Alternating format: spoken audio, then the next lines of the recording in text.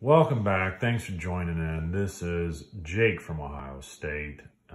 These are going so well, I'm going to keep going with it. Today, I'm going to talk about the knife in front of you. That is the Spyderco Alcyone.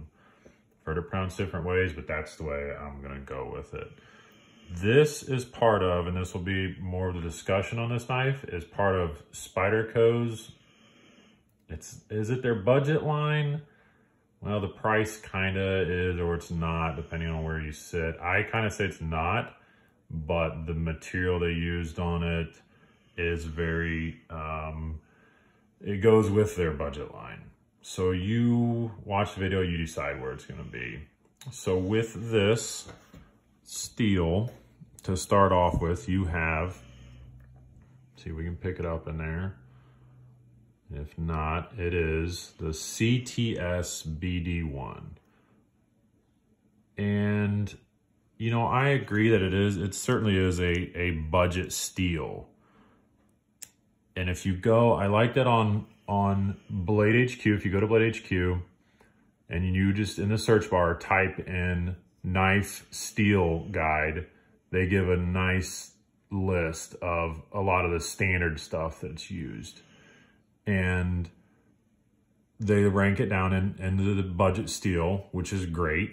I think that sits right in there, but I think that this is kind of at the higher end of budget steel if we're gonna kind of rank within a rank. How about that?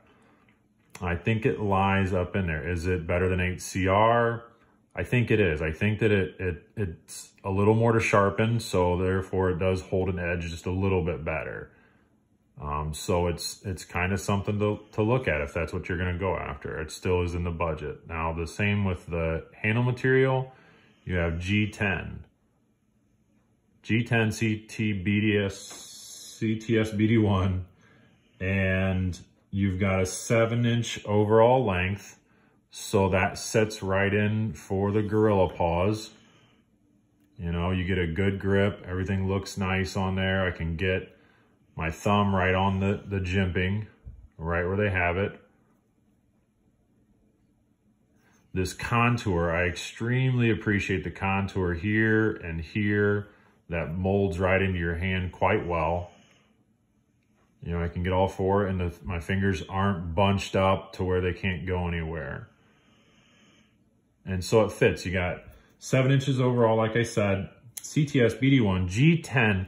The G10 is what really gets me. I think they did such a cool job. You can hear it's textured. It kind of has like a blue jean look to it.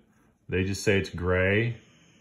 And if it's going to pick that up, you can even kind of see, through there. It's all textured on there, which I just thought was really cool. It's a cool idea for it.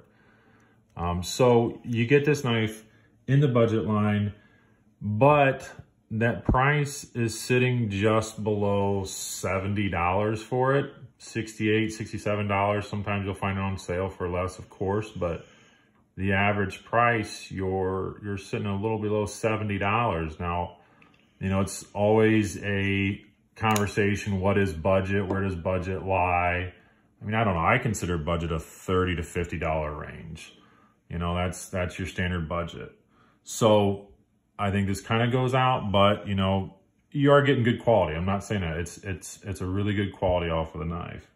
But you start comparing it to the rest of their budget line. They have Spyderco budget, then they have their bird budget. When you start looking at all those different lines, you kind of get intermixed with the materials, with the cost, the size, the weight. You know, a good comparison, at least that I have, would be the Persistence, the Spyderco Persistence. Now here you're looking at 8CR13 MOV, so still the same range there. Again, I think it's a little better, but it's still in the same budget line. You have G10, all the same. Now, there's other stuff they didn't do in here, right? Obviously, the handle shape is different. It is a little smaller, as you can see, not by much, but you still have G10, and you're looking at a price of a little below $50. So to me, that fits in right into the budget line. You know, you're sitting in your $30 to $50 range, somewhere around in there. But what are you getting that's kind of different? Well, again, that contour, I really do like that. They obviously put more work into the scales on that. So, you know, a lot of time you get lost and you don't think about the different machinery that it took to make this, to do this. You know, they changed up a handful of things. The blade shape is just barely different. Just barely different. You can see it's kind of rolled off here.